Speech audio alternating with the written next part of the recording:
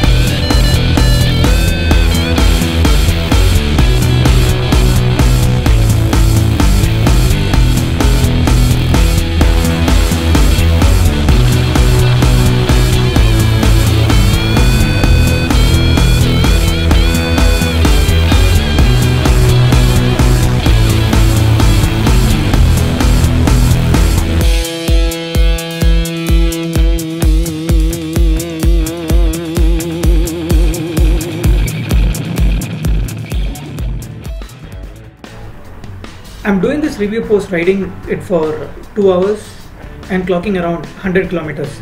And this ride includes city riding, a bit of off-roading and on highways as well.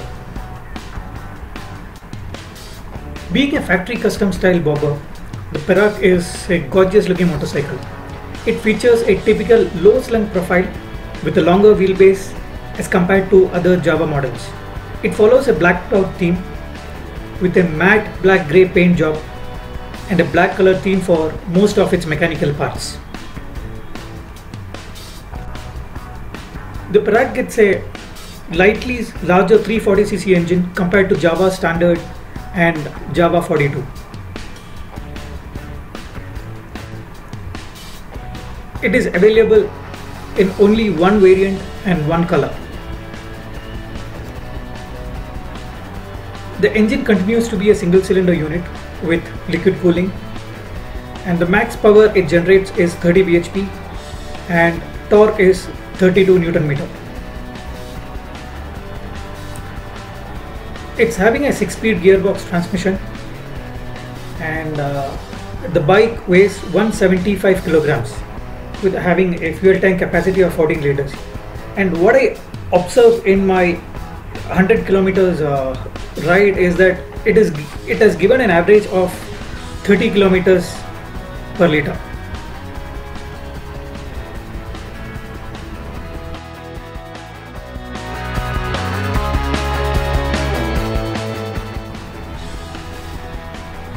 The Perak comes with a conventional halogen lamp which is round, except for the tail lamp which is LED. The motorcycle rides on a telescopic fork up front and a monoshock mount below the rear seat. The rear shock absorber is adjustable.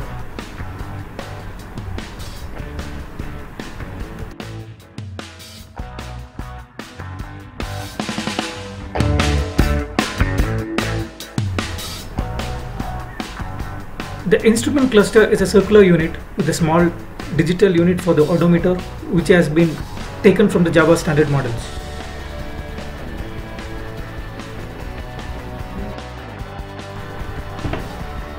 The other biggest highlight of the motorcycle is the floating seat design with a tan brown leather seat that gives the Perak the classic bobber stance.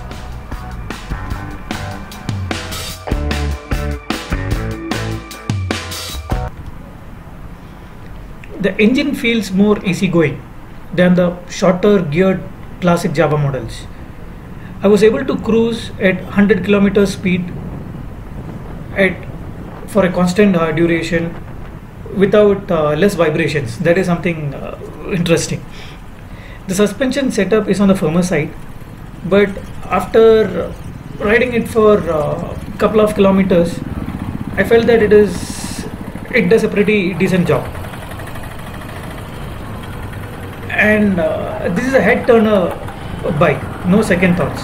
People will look at this bike when you are stopped at the signal, or people even came up to me and asked whether it is an imported bike.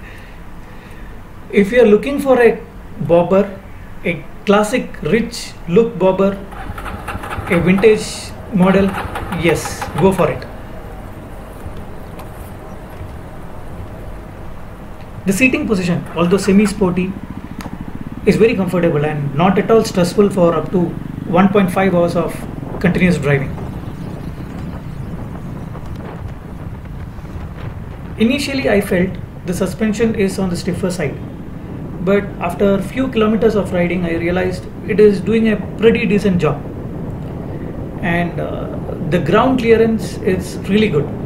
Even when I took the bike off-road, I felt that it is having a very good ground clearance. The braking is very much effective at any given speed, and up to 100 kilometers speed this bike is very much in control. And as I said earlier, there are minimal vibrations.